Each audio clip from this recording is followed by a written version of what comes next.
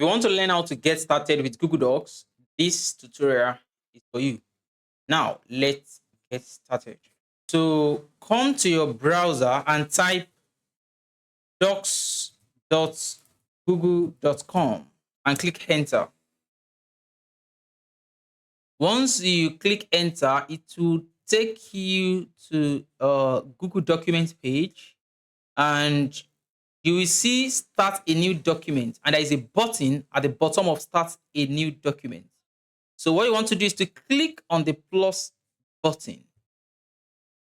Once you click on the plus button, it will take you to the Google document canvas, and you can type whatever text that you have. So I'm just going to type hello world.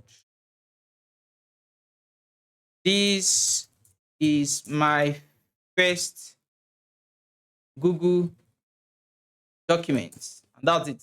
So you successfully created your first Google document.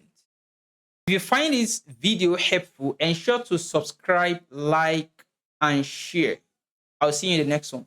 Thank you.